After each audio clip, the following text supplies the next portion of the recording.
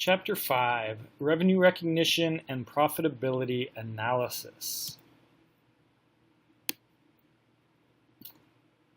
So according to FASB, the definition of revenues are inflows or other enhancements of assets of an entity or settlements of its liabilities or some combination of the two that come from delivering or producing goods, rendering services, or doing other activities that constitute the entity's ongoing major or central operations. So if we want to kind of dumb that down into more simple terms, we can say that revenue is generally the inflow of cash or accounts receivable that a business receives when it provides goods or services to its customers.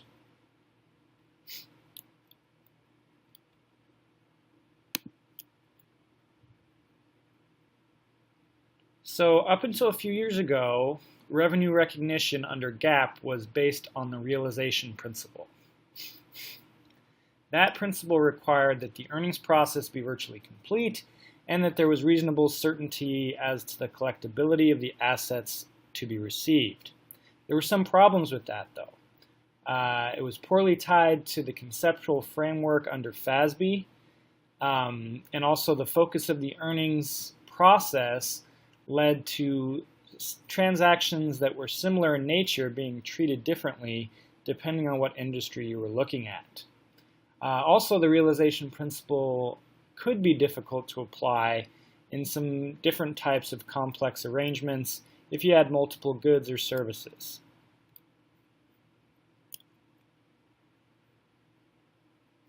So because of that, the Financial Accounting Standards Board and the International Board work together to develop this new revenue recognition standard that serves to help US GAAP converge more with the international standards. So the core revenue recognition principle states that companies must recognize revenue when goods or services are transferred to customers for the amount the company expects to be entitled to receive in exchange for those goods or services. So when we talk about the when, it's upon transferring goods and services to the customers. How much we're talking about is the amount the seller is entitled to receive for those goods and services. This is a handy slide to refer back to that shows the 5 steps to revenue recognition and kind of a flow chart of how to recognize revenue under the newer standard.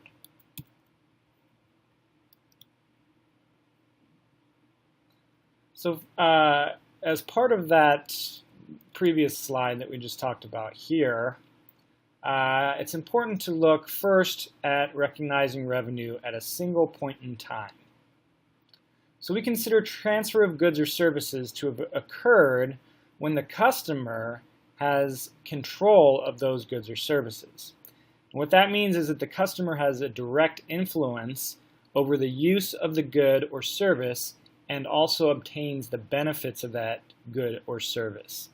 So when we look at indicators that show transfer of control, we want to look to see that the customer has an obligation to pay the seller, legal title to the asset, physical possession of the asset, all the risks and rewards, or most of the risks and rewards that are generally associated with ownership, and that the customer has accepted the asset.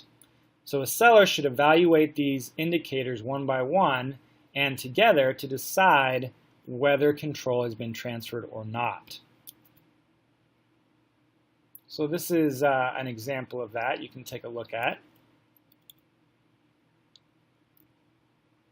Continuing that example,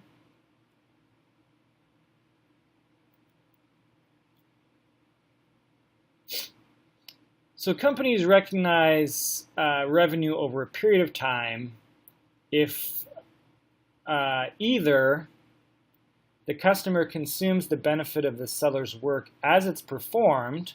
So an example of that would be if a company provides cleaning services to a customer over a period of time, or 2, the customer controls the asset as it's created. So an example of that would be when a contractor builds some type of extension or improvement to a customer's existing building. And then the third category or third instance where you would recognize over a period of time is when the seller is creating an asset that has no alternative use to the seller, and the seller has the legal right to receive payment for all of the progress that's been completed up to that point in time. So an example of that might be, as you see there, some order of jets that are customized for the U.S. Air Force. Not a lot of other things that the seller can do with that. So if a company cannot recognize revenue over time, it delays revenue recognition until the point in time that the transfer has completely occurred. So here's an example illustrating recognizing revenue over a period of time. Continuing with that example. So next we want to look at estimating progress toward completion. When recognizing revenue over time, companies have to estimate progress towards completion of the performance obligation. The estimate can be done based on input or output methods. So an output-based estimate would measure the proportion of the goods or services transferred to date compared to the full amount. So an example of that would include miles of road built, tons of coal delivered, or days of interest incurred. So that's the output-based estimate. The input-based estimate would measure the proportion of effort expended so far relative to the total effort expected to be expended in order, again, to satisfy the performance obligation. So a common method using the input-based method is something called the cost-to-cost ratio. And in that case, you would compare the cost incurred to date to the estimated total cost that is expected to be incurred to satisfy the entire obligation.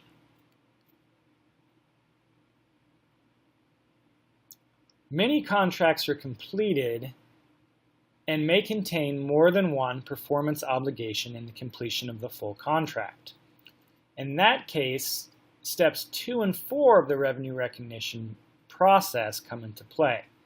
We have to identify all performance obligations, and we have to allocate the transaction price to each of those individual performance obligations so that we can then determine the amount of revenue that will be recognized as each performance obligation becomes satisfied.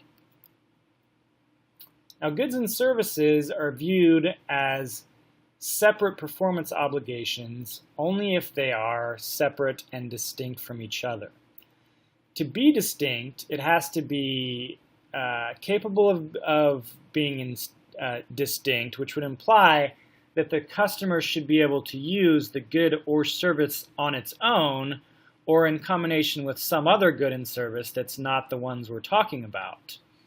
And it should be separately identifiable from other goods or services in the contract. That means that the good or service is not so tied together with other goods or services that it doesn't make sense to consider it separately.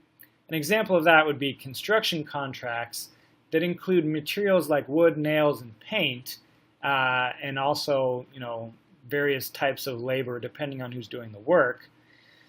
So while those goods and services are capable of being distinct, it doesn't make sense in context of the contract, the construction contract,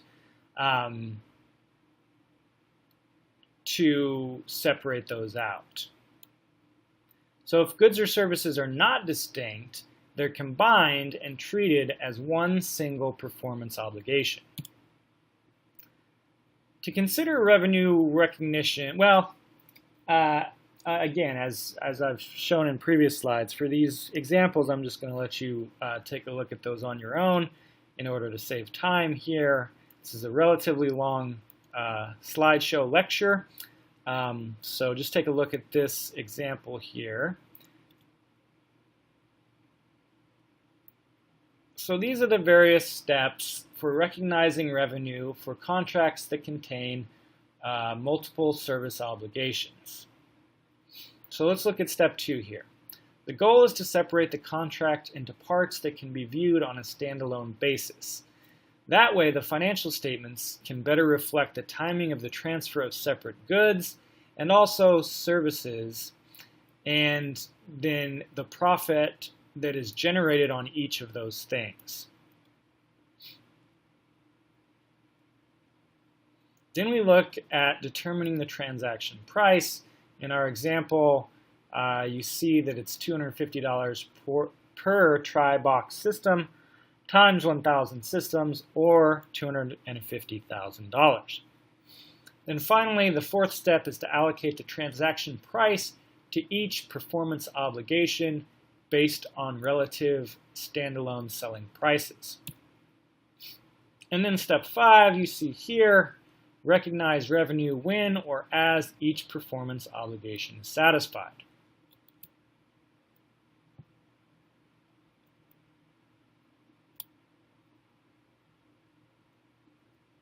So here again is just a summary, and again a handy slide to take a look at of fundamental issues related to recognizing revenue that we've discussed so far.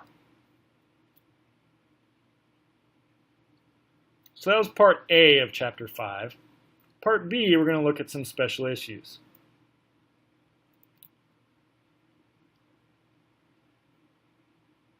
Identifying the contract is one of the special issues that we're going to be looking at.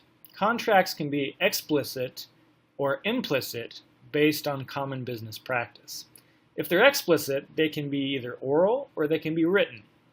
But there are several criteria, no matter how a contract's done, that must be satisfied to say that a contract actually exists. So, a contract only exists if it has commercial substance, has been approved by the seller and the customer, specifies the rights of the seller and the customer, talks about and specifies payment terms, and it's probable that the seller will collect the amount it is entitled to receive under the contract. A contract does not exist if A, neither the seller nor the customer has performed any obligations under the contract, and B, both the seller and the customer can terminate the contract with penalty. In that case, nobody has done anything or is committed to do anything, so no event has occurred from an accounting standpoint. Special issue 2 is identifying the performance obligation, because sometimes it can be challenging to determine whether various aspects of a contract actually constitute performance obligations. Some examples of that. These following examples are not viewed as separate performance obligations. In the instance of prepayments, these are actually upfront fees paid in advance by the customer for future products or services. Prepayments are included in the transaction price and are allocated to the various performance obligations. These are accounted for as deferred revenue initially, and then later they're recognized as each performance obligation becomes satisfied. Next, we look at quality assurance warranties. These are guarantees made by a company that their product or service is free of defects, and these constitute a cost of satisfying the performance obligation to deliver goods and services. The seller recognizes this cost in the period of sale as a warranty expense and related contingent liability. When you have the right of return, these are part of the performance obligation to deliver goods and services that the customer wants to keep. They are viewed as a type of variable consideration, and the transaction price is adjusted to account for them. Now, the following examples are viewed as separate performance obligations: extended warranties, options granted to the customer to receive additional goods or services at no cost or at a discount. Here's an example of some of those special issues you can take a look at.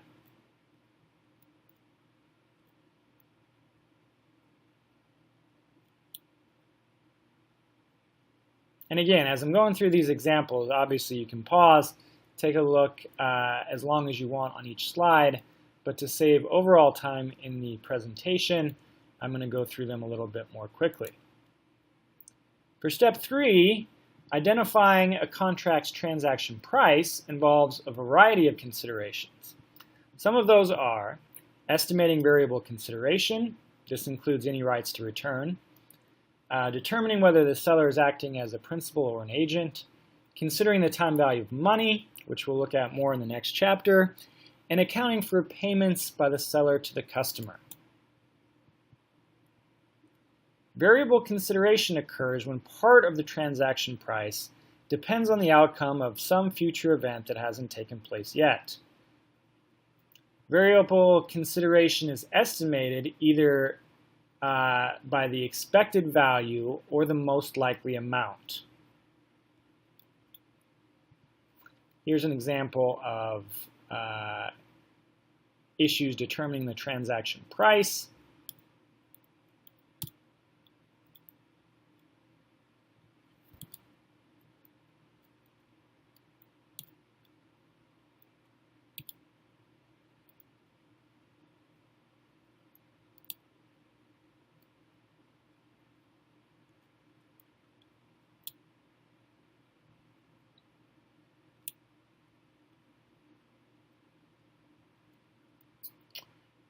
As can be seen from the example we just looked at there, sellers record revenue based on their estimate of variable consideration to be received in the future.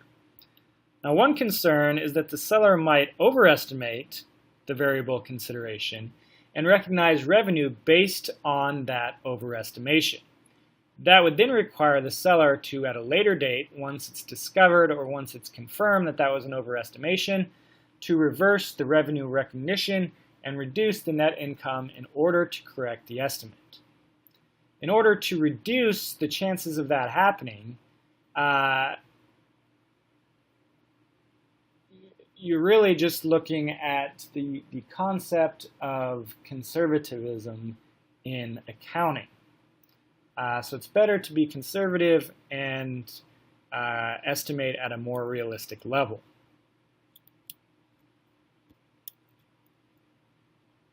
Here's an illustration of that happening there.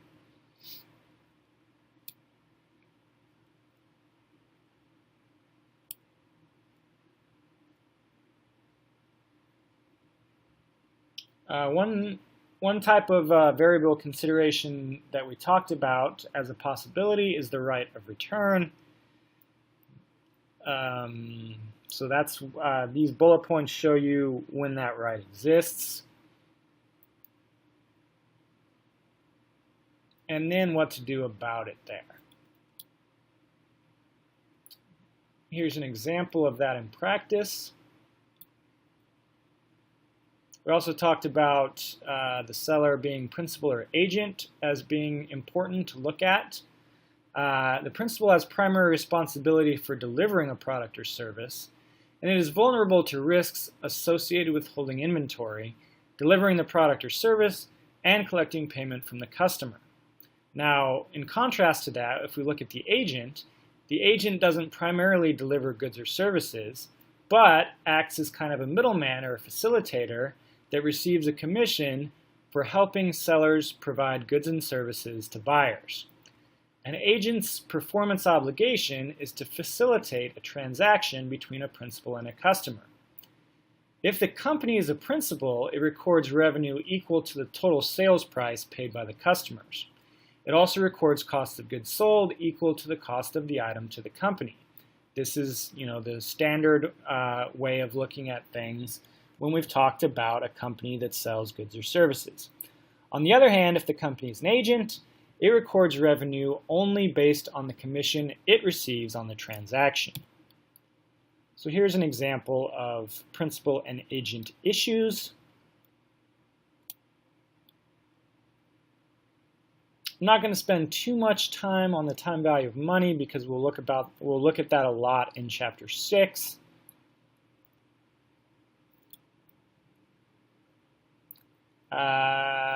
Payments by the seller payments by the seller to the customer. So another transaction price issue or complication that can arise is when the seller buys goods or services from the customer in addition to selling them goods and services. If the seller purchases distinct goods or services from the customer at the fair value of those goods or services, we just account for that purchase as a completely separate transaction, and it doesn't really matter that they occurred between the same parties. However, if the seller pays more than the fair value of those goods and services, the excess payments, in addition to the fair value, are viewed as a refund on the seller's sale to the customer. They're then subtracted from the amount the seller is entitled to receive when calculating the transaction price of the sale to the customer. So obviously, if you think about that, you can see how that could be something that if two companies were in agreement, they could use a double transaction like that to over or understate revenue on both sides there. So again, we just want to look and try to get to the most correct accounting that is possible. So we know that the seller has to allocate the transaction price to each performance obligation in a contract proportionately in proportion to the standalone selling prices of the goods or services in the contract. Now, when these goods and services aren't sold separately, we can apply various approaches to estimating the standalone selling price. Those approaches that we can apply include adjusted market assessment approach. This is where the seller considers the price it would receive if the product or service were sold to the market in which it normally conducts business. The seller often references prices charged by competitors, which makes sense. Also, we have expected cost plus margin approach. This is when the seller estimates the cost of satisfying a performance obligation, and then to that cost adds an appropriate profit margin. And then finally, we have the residual approach. This is when the seller estimates an unknown standalone selling price by subtracting the sum of the known or estimated standalone selling prices of other goods and services in the contract from the total transaction price of the contract. So this is basically process of elimination. So the residual approach is allowed only if the standalone selling price is highly uncertain, which can be the case if the seller hasn't previously sold this type of good or service and hasn't yet determined an appropriate price for it. If the seller provides the same good or service to different customers at substantially different prices, this could also occur. So here's an example of what we were just talking about there using the residual approach.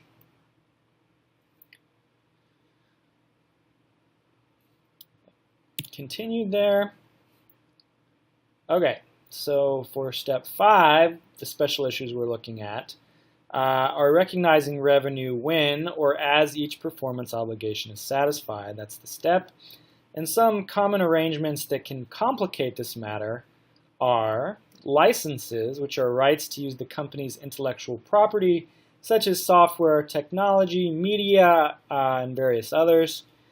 A license is said to transfer a right of use if the seller's activities during the license period are not expected to affect the intellectual property that is being licensed to the customer.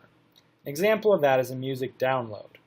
In that case, revenue is recognized at the start of the license period, which is when the right is actually transferred. Now, a license provides a right of access to the seller's intellectual property if the ongoing activities of the seller affect the benefit the customer receives from the intellectual property. An example of that is an NFL trademark that's granted to a company over a period of time. In that case, revenue is recognized over the period of time that the access is provided. And we also have franchise agreements that complicate things. A franchisor grants the franchisee a right to sell products of the franchisor's company and use its name. Franchises often include a license as well as goods and services transferred at the start of the franchise and also transferred over the life of the franchise. So you have to look at each of those aspects individually to determine if they qualify as separate performance obligations, and if so, should be accounted for separately. And we also have a bill and hold sale, which involves an arrangement where a customer purchases goods but requests that the seller not ship the product until a later time. Since the customer doesn't satisfy some of the requirements of revenue recognition because they don't have physical possession of the asset until it's delivered, transfer of control has not occurred.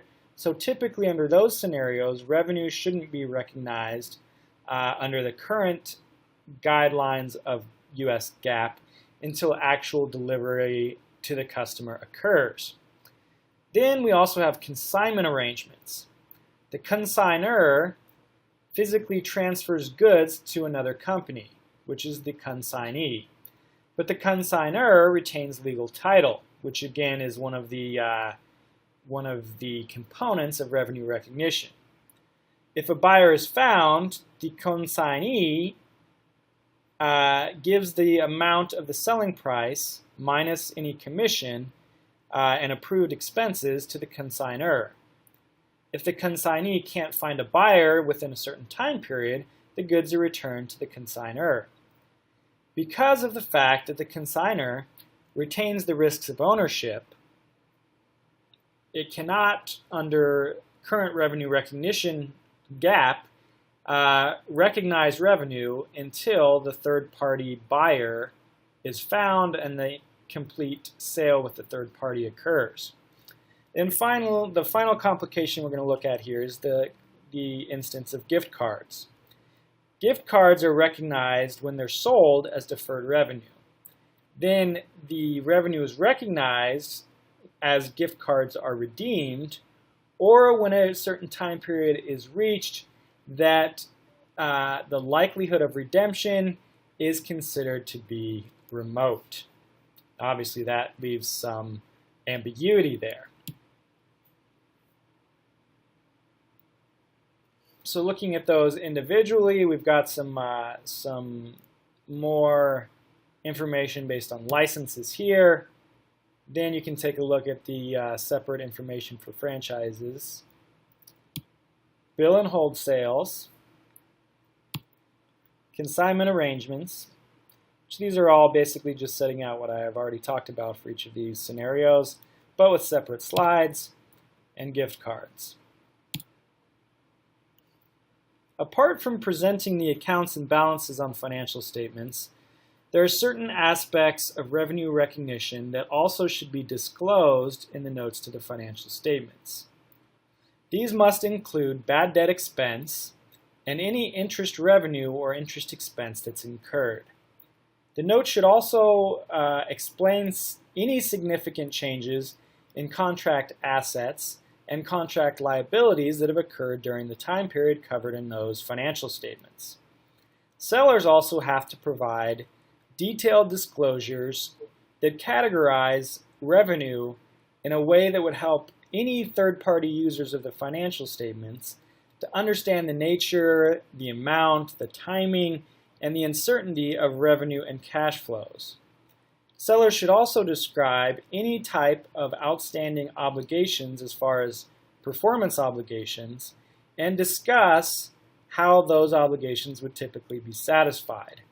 In addition, they should describe any important contractual provisions that would include like payment terms, policies for returns, refunds, warranties, etc. this is just a summary of some of the special issues that we talked about, recognizing revenue. 1 and 2 in the previous slide, 3 and 4 here, 5, obviously that's a big one here. Next, part C of this chapter talks about accounting for long-term contracts.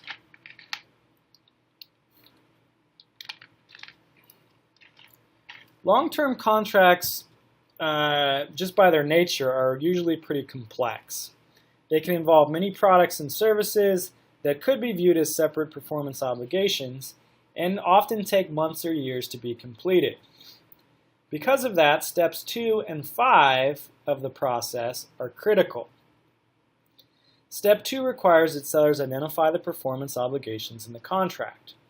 So a contract is viewed as including a single performance obligation if the goods and services in the contract are not separately identifiable. We've talked about that already.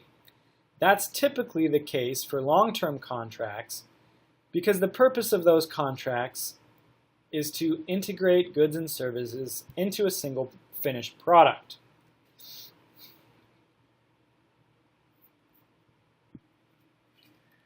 Step 5 requires that sellers recognize revenue when or as performance obligations are satisfied.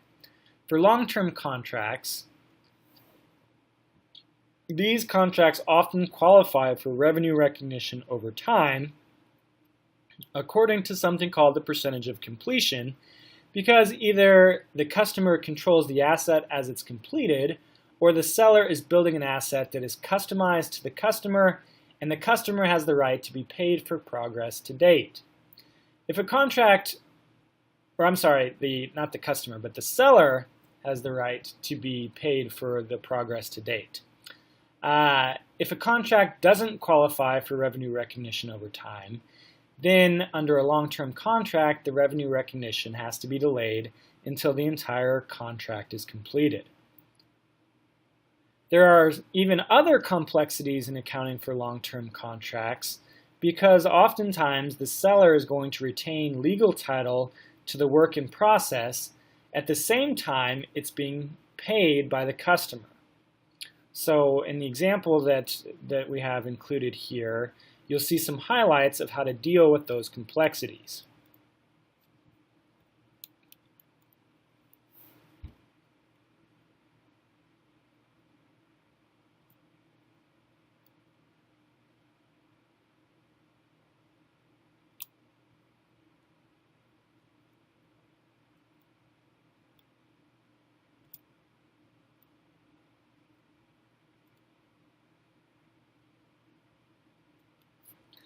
So if a contract doesn't qualify for revenue recognition over time, revenue is recognized when the project is completed.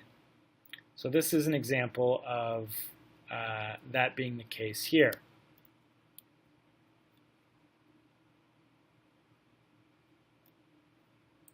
If it does qualify for revenue recognition over time, you have to use the percentage of completion method. In that method, each period, the revenue to be recognized in that period is calculated by first calculating the overall total revenue that should be recognized to date, and then subtracting from that the amount of revenue that has been recognized already in prior periods. That approach automatically updates revenue for any changes in estimates that have occurred during the period. Now the hard part about that is determining the progress that has occurred to date on the overall contract. Usually sellers estimate progress by measuring the proportion of effort expended so far relative to the total effort expected to satisfy the performance obligation. So basically we're looking at how many costs, percentage of costs that have been used or have to have been used up to this point in time versus the overall estimation of total costs for the entire project. So this is applying that to the example that we looked at.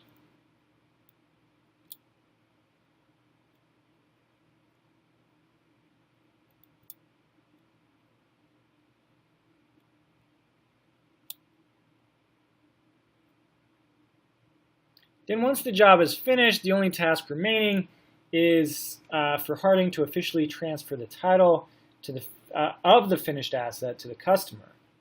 When that title transfer occurs, Harding will prepare a journal entry that removes the contract from its balance sheet by debiting billings and crediting construction in progress for the entire value of the contract, because obviously at this point the entire value has been entered into that construction in progress account. We would record the same journal entry to close out the billings and construction in progress accounts, regardless of whether revenue is recognized over time or upon completion. So again, we would debit billings on construction of the contract and credit construction in progress for the amount, in this case, of $5 million in 2018.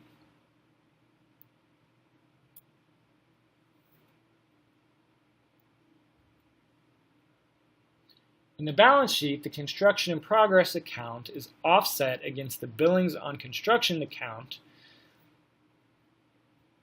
with construction in progress to billings shown as a contract asset,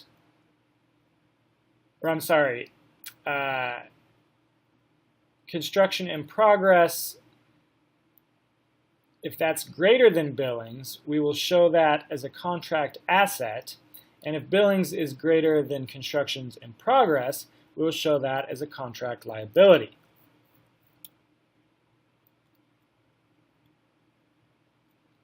Now, occasionally losses will occur on long-term contracts. A loss could either be a periodic loss that occurs for an overall profitable project, or it could be projected on the entire project. We have to consider periodic losses only if revenue is recognized over time. But we have to consider overall losses, obviously, regardless of how you would time revenue recognition, because at the end of the day, you'd be looking at a loss. When a project qualifies for revenue recognition over time and incurs a periodic loss on overall profit, the loss is recorded as a credit to the construction in progress account. No entry is made if revenue recognition is delayed until contract completion if we're only dealing with periodic losses, because no revenue has been recognized to date. The point of recognizing periodic contract losses is to balance out the revenue recognition that has been recognized over time to the cumulative amount that should be recognized given all of the information that we have to that point in time. Now let's change the facts a little bit again to reflect a loss on the entire project. Notice that in 2017, the estimated total cost of $5,100,000 exceeds total estimated revenue of $5 million. In 2018, there is more bad news because there's an additional $100,000 of cost before the project is completed. So we would start by considering how overall losses on a contract are recognized when revenue is recognized over time.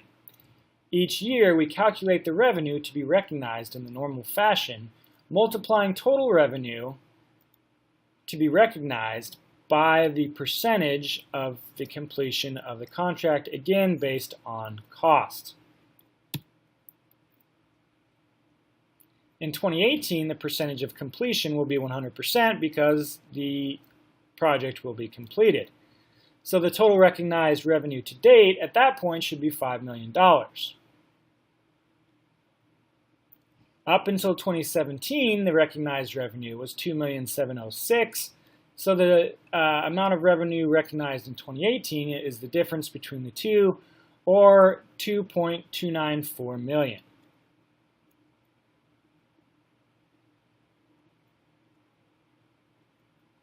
Since an additional $100,000 of loss is incurred, an additional loss of $100,000 is incurred, we then arrive at the cost of construction of $2.394 million.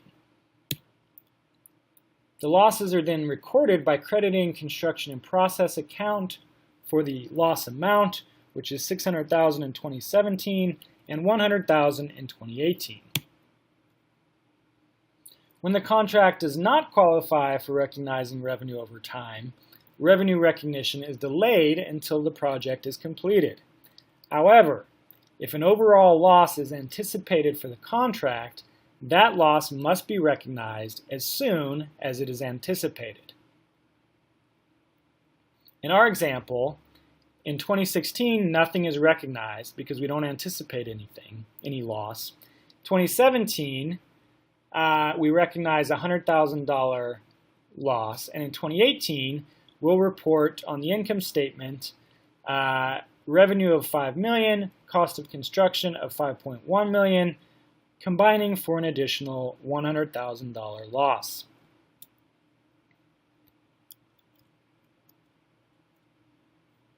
Part D of Chapter 5 is using financial ratios.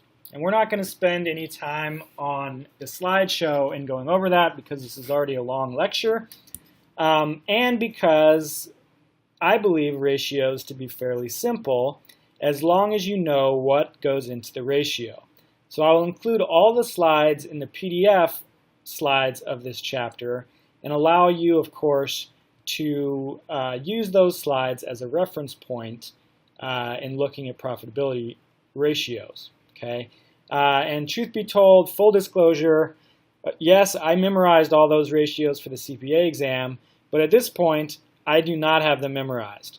I'm guessing unless you use them frequently, which I didn't do in my accounting career before becoming a professor, but if you if you're an investor or you're working for in some environment where you use profitability ratios a lot, you will internalize them more. But for me, I always go back and reference and look them up and say, okay, if I want to determine this aspect of profitability, I need to use this ratio and look up what that is. So no shame in doing that. But with that being said, I'll finish the slideshow here, and you can just take a look at the remaining slides in their PDF format.